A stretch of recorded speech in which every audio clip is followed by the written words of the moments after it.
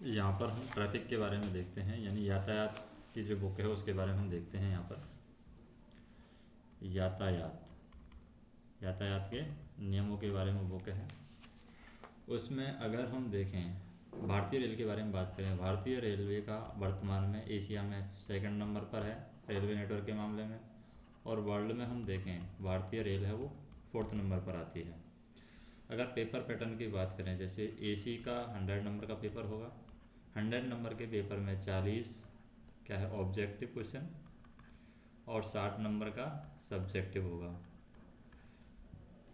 अब 60 नंबर का जो सब्जेक्टिव है उसमें 5 नंबर के 6 क्वेश्चन आएंगे, यानी 30 नंबर का पेपर, और 10 नंबर के 3 क्वेश्चन आएंगे, 30 नंबर का पेपर। इस तरीके से 60 नंबर का सब्जेक्टिव होगा, और इधर 40 नंबर का ऑब्जेक्टिव जिसमें yes no fill in blank objective इस तरीके से हो सकता है। तो ये एसी का पेपर होगा। इसी तरीके से ट्रैफिक का होगा, ट्रैफिक का यातायात का है, उसमें भी 100 नंबर का है, 60 और 40 में डिवाइड है सेम पैटर्न के अंदर। और यहाँ पर इसमें ट्रेनिंग के टाइम में 60% पासिंग मार्क है, और यहाँ पर 100 नंबर का क्या होता है वाइवा होता है, 100 नंबर का वाइवा हुआ। इस तरीके से 300 होते हैं, 300 का 60% हम निकाल रहे हैं, 60% पासिंग मार्क होते हैं, तो ये आ जाएगा 180 नंबर यहाँ पर पास होने के लिए चाहिए होते हैं। अब कुछ रूल बुक दी जाती है हमारे पास में, दो तरह के हमारे पास में नियम होते हैं, साधारण नियम और एक होते हैं हमारे सहायक नियम।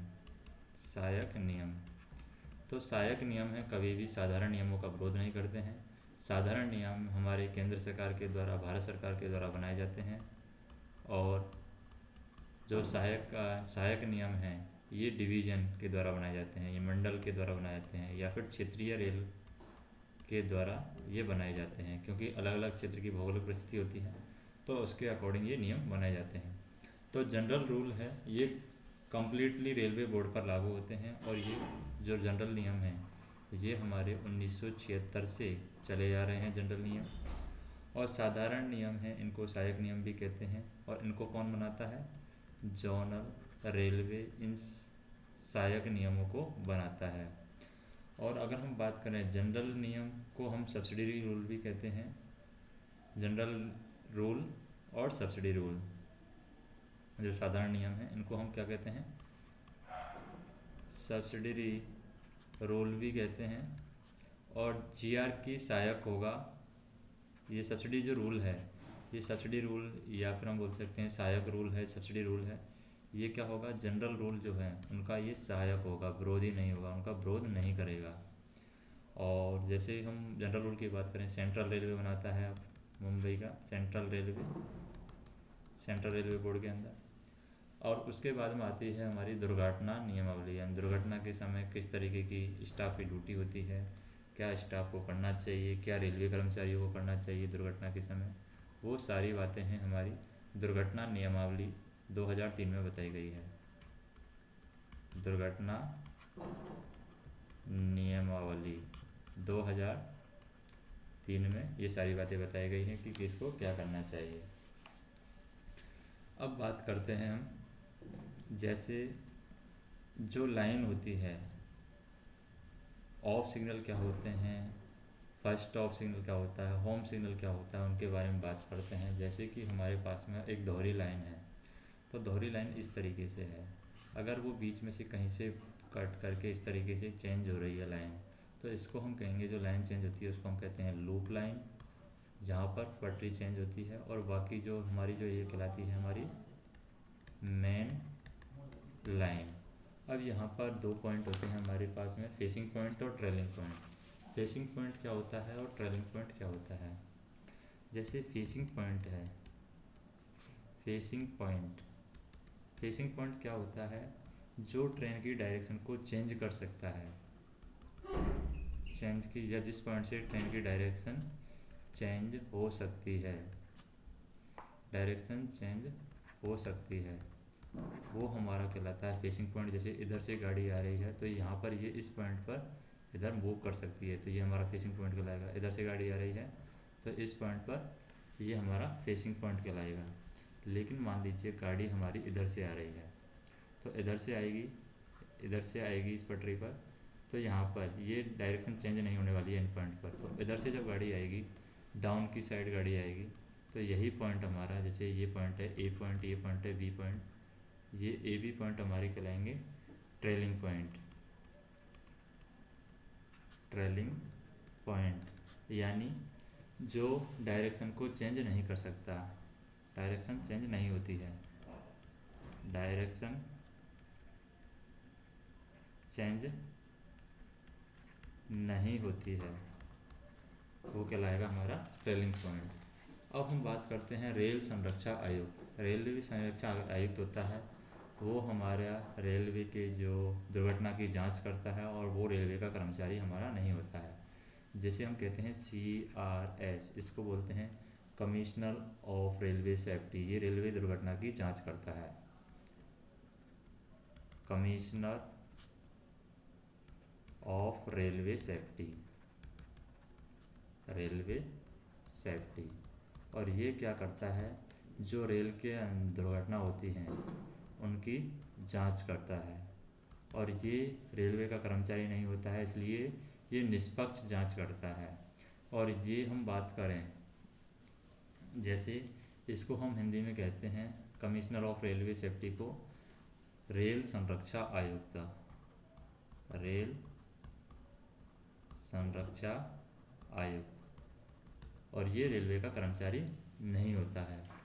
अगर हम बात करें इसको किस तरीके से हम देख सकते हैं कि ताकि इसको रेलवे का कर्मचारी इसलिए नहीं रखा जाता है ताकि वो क्या रहे, निष्पक्ष जांच कर सके, इसलिए इसको बाहर से अपॉइंट किया जाता है।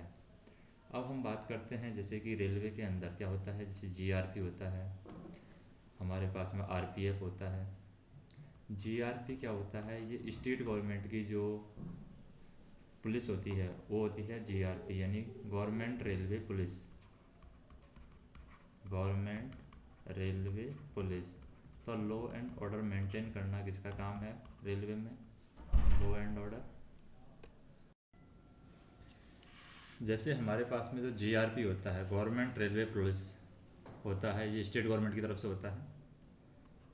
GRP government railway police. और एक हमारे जैसे रेलवे की इंटरनल प्रोटेक्शन के लिए, आंतरिक सुरक्षा के लिए होता है RPF, जिसको हम बोलते हैं railway protection force, railway protection force.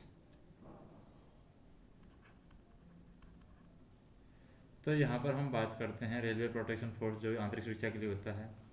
CRS, जैसे हमने बात की यहाँ पर CRS commission of railway safety, CRS Bharat सरकार का तकनीकी सहायक होता है। CRS भारत सरकार का तकनीकी सहायक, तकनीकी सहायक होता है।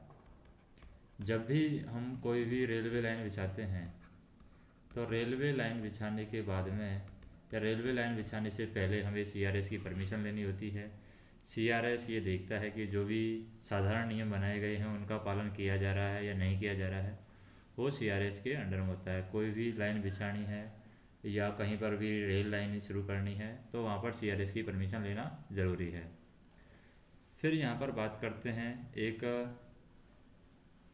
GM के द्वारा, GM एक ऑथेंटिक जो ऑफिसर है वो नियुक्त करता है, यानी जनरल मैनेजर है, वो एक आयुक्त यहाँ पर नियुक्त करता है रेलवे के लिए, जो कि सहायक नियम बनाता है या सहायक नियम बनाते हैं। तो ये एक इम्पोर्टेंट क्वेश्चन बनता है।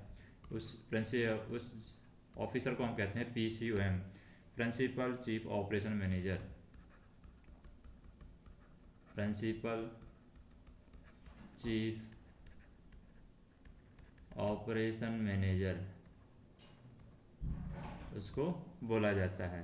और इसकी नियुक्ति कौन करता है, इसकी नियुक्ति यहाँ पर GM करते हैं। और GM यहाँ पर एक ऑफिसर नियुक्त करता है रेलवे के लिए, जिसको हम बोलते हैं प्रिंसिपल चीफ ऑपरेशन मैनेजर। और यही यहाँ पर सहायक नियम बनाता है, सहायक नियम। और इसी के द्वारा रेलवे के लिए स्पेशल इंस्ट्रक्शन दिए जाते हैं। स्पेशल इंस्ट्रक्शन यहाँ पर दिए जाते हैं। और एक होता है अप्रूव्ड स्पेशल इंस्ट्रक्शन, जो कि CRS के द्वारा अप्रूव किए जाते हैं। Special instruction, approved special instruction, special instruction ये किसके द्वारा अप्रूव किए जाते हैं? अप्रूव्ड स्पेशल इंस्ट्रक्शन है ये CRS के द्वारा यहाँ पर अप्रूव किए जाते हैं। अब बात करते हैं हम ब्लॉक सेक्शन की। ब्लॉक सेक्शन क्या होता है? तो ब्लॉक सेक्शन की बात करें हम, जैसे ब्लॉक सेक्शन हम बाद में भी देखेंगे और अभी भी देख लेते हैं। ब्लॉक सेक्शन किसे कहते हैं, कौन सा सेक्शन है ब्लॉक सेक्शन की श्रेणी में आता है?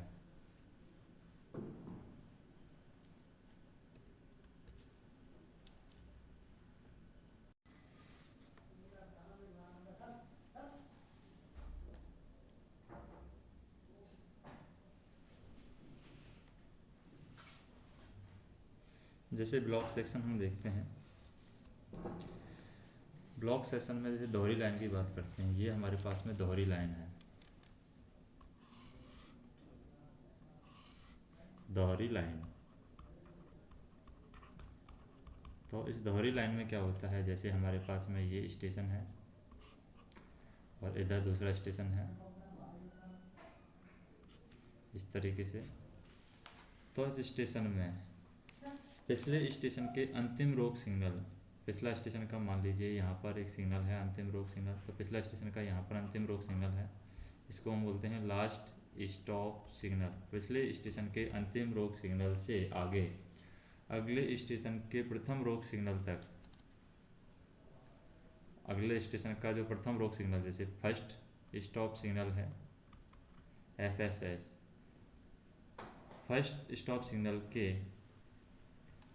प्रथम रोक तक सेक्शन ब्लॉक कहलाता है। तो फर्स्ट स्टॉप सिग्नल के आगे पर्याप्त दूरी होती है 180 मीटर, यहाँ तक जो सेक्शन होता है उसे हम कहते हैं ब्लॉक सेक्शन।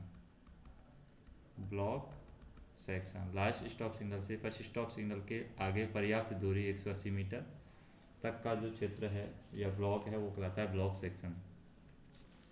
और दोहरी लाइन में हम क्या करते हैं, दोहरी लाइन में जो ब्लॉक सेक्शन में गाड़ी एंटर करती है तो वो कब एंटर करती है, जब लास्ट स्टॉप सिग्नल है वो ऑफ हो जाता है, तब हम दोहरी लाइन में ब्लॉक सेक्शन में गाड़ी को एंटर करवाते हैं। लास्ट स्टॉप सिग्नल होता है LSS होता है हमारा, लास्ट स्टॉप सिग्नल।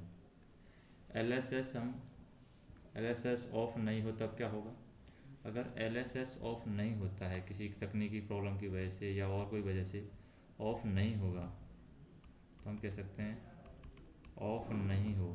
तो ऑफ नहीं हो तो हमें यहाँ पर अगले स्टेशन पर या ब्लॉक सेक्शन में जाने के लिए हमें टिकट दिया जाता है लिखित में, टिकट जिसका नंबर होता है T6369 3V plus private number दिया जाता है, लाइन क्लियर का प्राइवेट नंबर दिया जाता है, लाइन क्लियर का ये प्राइवेट नंबर दिया जाता है। और ये प्राइवेट नंबर है अगले स्टेशन पर देते हैं, अगले स्टेशन पर लाइन क्लियर का प्राइवेट, ये लाइन क्लियर का प्राइवेट नंबर दिया जाता है, ये बताता है कि अगले स्टेशन पर लाइन क्लियर है। अब देखते हैं हम इकहरी लाइन के बारे में। जैसे ये तो दोहरी लाइन की बात हो गई, जैसे ये हमारी इकहरी लाइन है। इकहरी लाइन में जैसे हमारे पास में ये हमारा स्टेशन है, अब इसमें डाउन गाड़ी भी होगी अप गाड़ी भी होगी। तो दो तरह के इकहरी लाइन में हमारे पास में जैसे ये जो टिकट दिया जाता है लिखित में, इस तरीके से टोकन भी होते हैं। तो टोकन लेस मान लीजिए सिग्नल है हमारे पास में, टोकन लेस क्या है स्टेशन है, ये स्टेशन का नाम है, स्टेशन नाम दे दिया A, और इधर हमारा इकहरी लाइन पर ही सिग्नल है, ये स्टेशन है, ये स्टेशन भी टोकन लेस है, यानी टोकन यहाँ पर नहीं निकलते हैं। तो टोकन लेस सिग्नल होगा, और जब सिग्नल हमारा खराब होगा इकहरी लाइन में तो अंतिम रोक सिग्नल जो है LSS मान लीजिए ऑफ है, यहाँ पर जो LSS लगा हुआ है वो LSS क्या है, ऑफ कंडीशन में है, और यहाँ पर टोकन भी नहीं निकल रहा है, टोकन लेस है।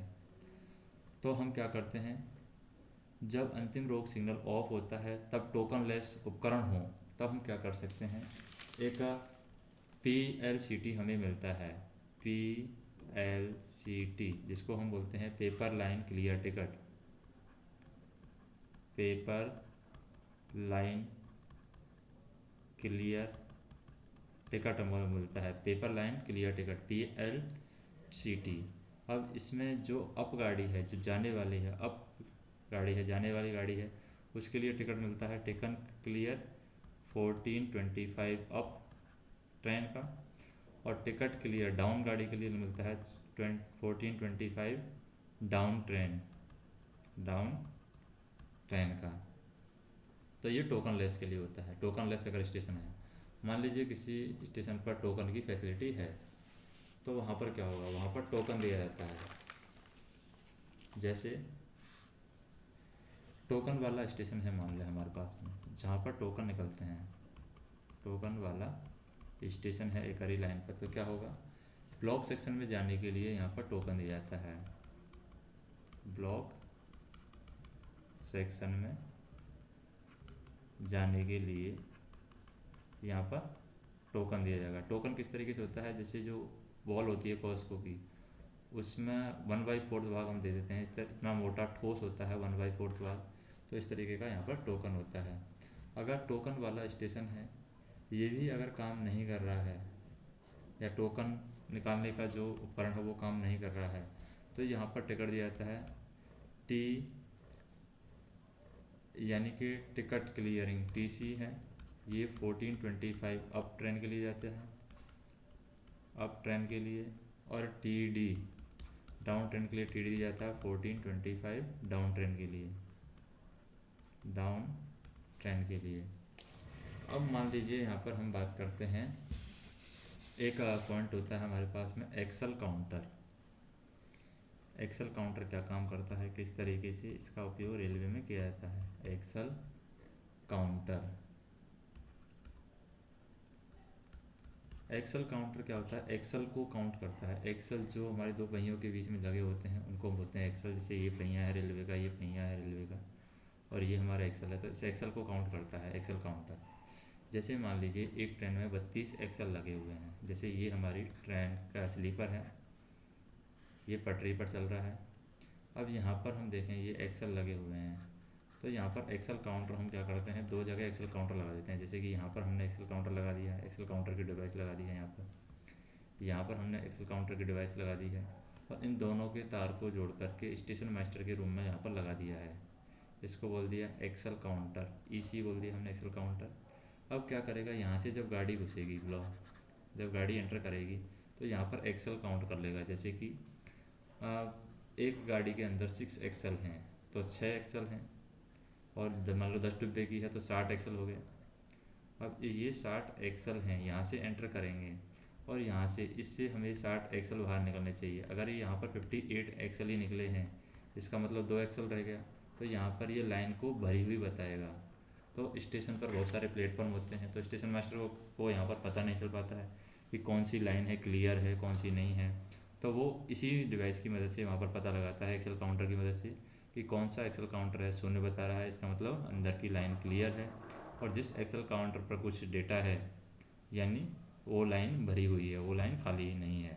तो इस एक्सल काउंटर का बहुत ही ज़्यादा उपयोग यहाँ पर किया जाता है, जिससे लाइन को हम पता लगा सकते हैं कि लाइन भरी हुई है या खाली है। एक होता है लाइन को भरी खाली का पता लगाने के लिए ट्रैक सर्किट। क्या होता है, ट्रैक सर्किट। और ट्रैक सर्किट बनाते कैसे हैं ये हम देखें।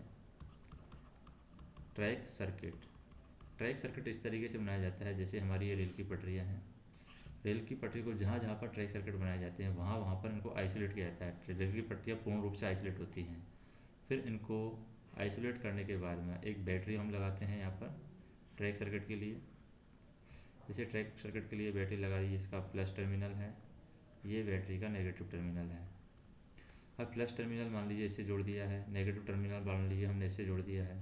अब यहाँ पर ये आइसोलेट हैं, जैसे ही यहाँ पर एक्सल आएगा या गाड़ी आएगी, चक्का घूम के यहाँ पर आएगा, तो चक्का घूम के इस जगह पर आएगा, तो ये क्या हो जाएगा, सर्किट कंप्लीट हो जाएगा। सर्किट कंप्लीट हो जाएगा तो हमें पता चल जाएगा कि यहाँ पर गाड़ी आ गई है। तो इससे हमें ये पता चल जाता है कि लाइन हमारी क्लियर है या नहीं है, पटरी पर गाड़ी है या नहीं है, यानी कि रेल पर गाड़ी है या नहीं है। तो ये इस सर्किट से हमें पता चल जाता है। तो इसकी जो रेंज है 750 मीटर तक ट्रैक सर्किट हम मैक्सिमम लगा सकते हैं। ये मैक्सिमम रेंज है 750 मीटर तक। और मिनिमम रेंज की बात करें 25 मीटर, ये इनकी मिनिमम रेंज है, यानी मिनिमम इस लेंथ तक ट्रैक सर्किट काम करता है। और ट्रैक सर्किट का एक और फ़ायदा है, मान लीजिए यहाँ पर लाइन टूटी हुई है, तो लाइन टूटी हुई होगी तो ये सर्किट कंप्लीट नहीं होगा। तो लाइन टूटी है यानी रेल टूटी हुई है तो सर्किट कंप्लीट नहीं होगा। सर्किट कंप्लीट नहीं होगा तो हमें पता नहीं चलेगा। सर्किट कंप्लीट नहीं होगा तो हमें ये लाइन हमेशा क्या बताएगा, खाली बताएगा। और अगर सर्किट पटरियाँ टूट गई हैं, रेल की पटरी कहीं पर टूटी हुई है, तो ये लाइन क्या बताएगा, भरी हुई बताएगा। अगर रेल की पटरी टूट गई है इस तरीके से, तो ट्रैक सर्किट के द्वारा हम ये भी पता कर सकते हैं कि रेल की पटरी टूटी हुई है, उसका पता लग जाता है हमें। जबकि जो हमारा होता है क्या, एक्सेल काउंटर, उसके द्वारा पटरियों का पता नहीं लग पाता है। दूसरा इसका डिसएडवांटेज ये है, ट्रैक सर्किट है, इसमें अगर यहाँ पर पटरियों पर पानी भर जाता है, पटरियों पर पानी भर जाएगा तो ये कंप्लीट बताएगा, यानी कि लाइन भरी हुई बताएगा, जबकि एक्चुअल में वहाँ पर कुछ है नहीं है, लेकिन फिर भी ये भरी हुई बताएगा। तो इसकी वजह से ही प्रॉब्लम आ जाती है। कई बार जो खाने की जो पत्तियाँ होती है छोटी छोटी, वो भी पन्नियाँ हैं जो पेलोथीन की जैसे चिकनी टाइप की जो पन्नियाँ होती हैं वो चिपक जाती हैं और इसको सर्किट को कंप्लीट कर देती हैं, तब भी ये लाइन भरी हुई बताता है। तो ये इसके डिसएडवांटेज हैं। लेकिन इसका एडवांटेज ये भी है कि ये लाइन की जो पटरियाँ टूटी हुई होती हैं उसका भी हमें पता चल जाता है, जबकि एक्सेल काउंटर से इस बात का पता नहीं चलता है। अब हम बात करते हैं कि ब्लॉक सेक्शन में हमें कभी भी ट्रैक सर्किट नहीं लगाना है। ब्लॉक सेक्शन का हमें किससे पता चलेगा, क्योंकि ब्लॉक सेक्शन में अगर हम ट्रैक सर्किट लगा देते हैं, और एक्सेल काउंटर का एक डिसएडवांटेज ये भी है कि एक्सेल मान लो काउंटर यहाँ पर लगाया है, बीच में से अगर पटरी को उखाड़ लिया है तो यहाँ पर पता नहीं चल पाएगा एक्सेल काउंटर में, जबकि ट्रैक सर्किट में ही पता चल जाता है। तो ब्लॉक सेक्शन में ट्रैक सर्किट हम नहीं लगाते हैं। एक्सेल काउंटर जो होता है, एक एक्सेल काउंटर का ये फ़ायदा है कि एक्सेल काउंटर जो होता है हमारा, एक्सेल काउंटर हमारा बारिश में भी काम करता है, यानी बारिश होगी तो ये सर्किट कंप्लीट हो जाएगा ट्रैक सर्किट के अंदर, और ये लाइन भरी हुई बताएगा, जबकि एक्सेल काउंटर में ऐसा नहीं होता है। एक्सेल आएगा तभी ये काउंट करेगा। तो ये भी है इसका फ़ायदा। और नॉर्मल अगर हम 500 मीटर तक ट्रैक सर्किट भी लगाते हैं, 500 मीटर का ट्रैक सर्किट, तो ट्रैक सर्किट में जो खर्चा आता है लगभग 5 लाख के आसपास आता है। तो काफ़ी कॉस्टली है ट्रैक सर्किट की टेक्नोलॉजी। और इन दोनों को आइसोलेट करने के लिए यहाँ पर हम रबड़ यूज करते हैं। तो हम देखते हैं जहाँ जहाँ पर ट्रैक सर्किट होंगे वहाँ वहाँ पर हम रबड़ का इस्तेमाल करते हैं। अब हम बात करते हैं कि ब्लॉक सेक्शन किस तरीके से होता है, ब्लॉक बैक क्या होता है, ब्लॉक फॉरवर्ड क्या होता है, उसके बारे में बात करते हैं। जैसे दोहरी लाइन की बात करते हैं हम सबसे पहले। जैसे ये हमारे पास में दोहरी लाइन है,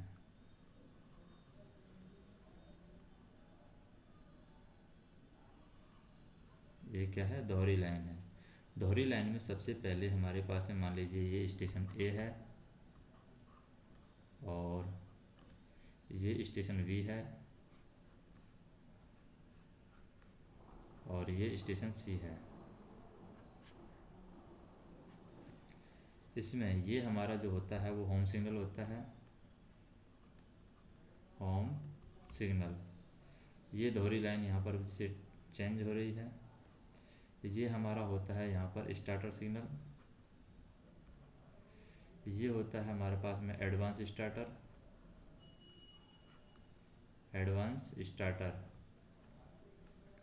इसको बोलते हैं एडवांस स्टार्टर, इसको बोलते हैं स्टार्टर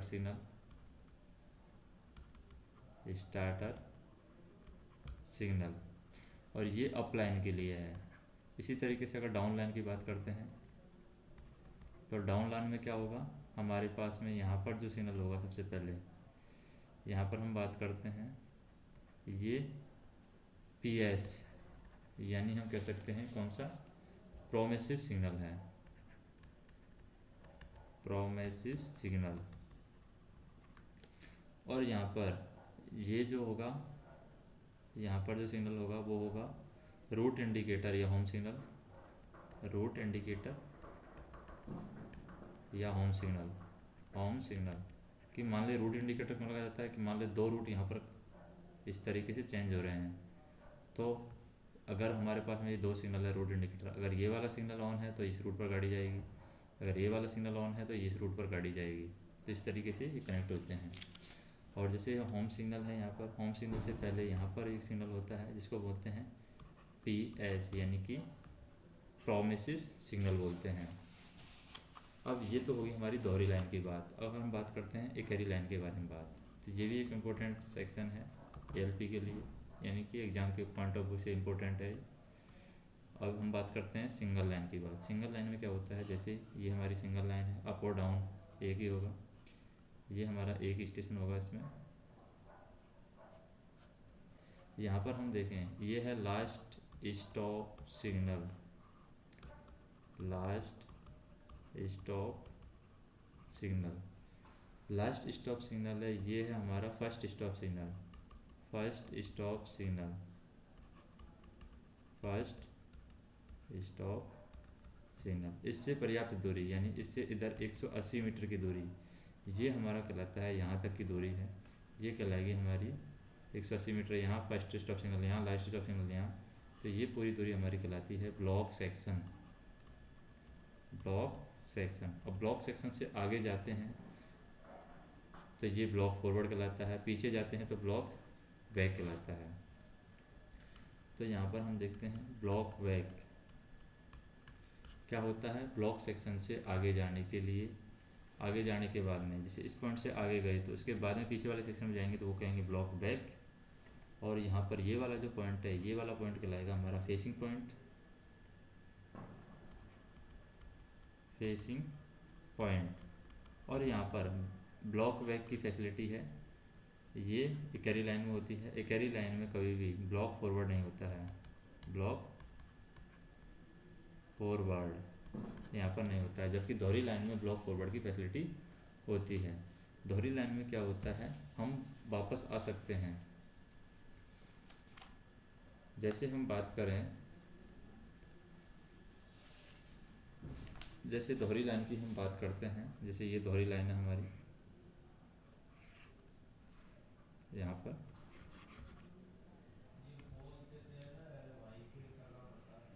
ये दोहरी लाइन है, ये हमारा स्टेशन V है, ये हमारा स्टेशन C है, ये हमारा स्टेशन A है, AVC ये लाइन है। ये हमारा मान लीजिए होम सिग्नल है, ये पेसिमिस्टिक सिग्नल है, ये हमारा है होम सिग्नल, होम सिग्नल। और ये हमारा स्टार्टर सिग्नल है, और ये हमारा है, जैसे ये हमारा एडवांस स्टार्टर है, एडवांस स्टार्टर,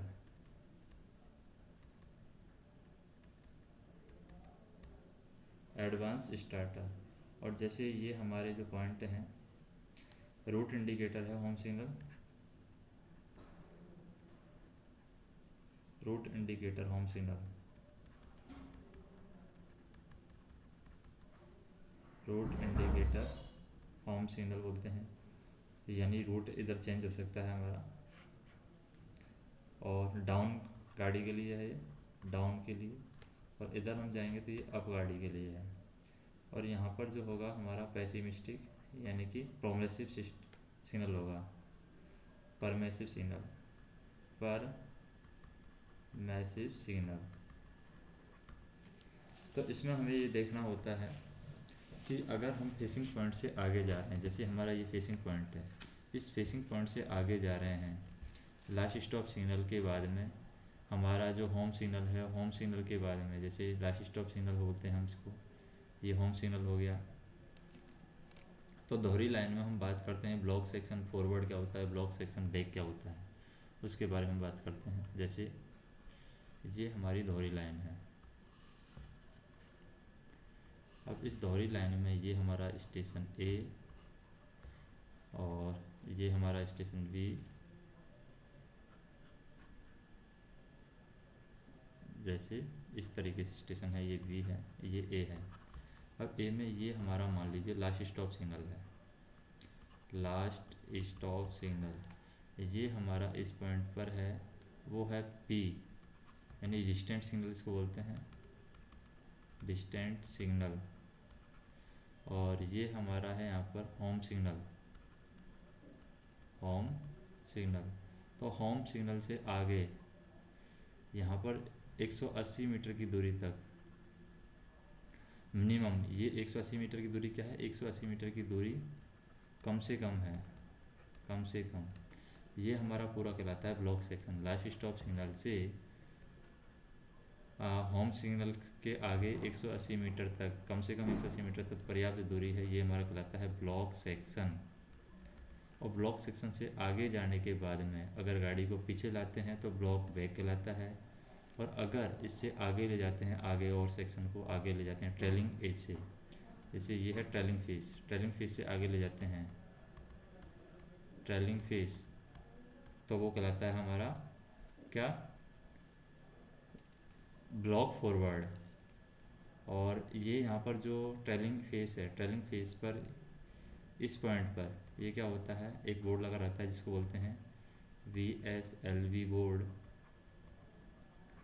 और ब्लॉक सेक्शन लिमिट बोर्ड भी बोलते हैं, इसको फुल फॉर्म होती है block section limit board, limit board. इसी तरीके से अगर डाउन की साइड गाड़ी आ रही है तो डाउन की साइड में भी यही सेक्शन होता है हमारा। नेक्स्ट हम देखते हैं कि सिंगल लाइन में क्या होता है। सिंगल लाइन में जैसे कि यहाँ पर तो ये सेक्शन हो गया, सिंगल लाइन में हमारे पास में जैसे ये स्टेशन है, ये स्टेशन है ए, एकरी लाइन में जैसे ये हमारे पास में होता है लास्ट स्टॉप सिग्नल, और ये हमारा हो गया पी सिग्नल यानी कि प्रोग्रेसिव सिग्नल। यहाँ पर एक सिग्नल होता है, और यहाँ पर हमारा स्टेशन हो गया, मान लीजिए ये स्टेशन हो गया, यहाँ पर ये स्टेशन हो गया। तो यहाँ पर क्या होता है, एक एडवांस स्टार्टर हो गया। तो इस पॉइंट पर जो ये पॉइंट है यहाँ पर होगा SLP एडवांस स्टार्टर होता है, SLP advance starter, advance starter. तो सिंगल लाइन में इसको हम बोलते हैं shunting limit board, SLP। SLV board होता है, इसको बोलते हैं shunting limit board, shunting limit board, limit board.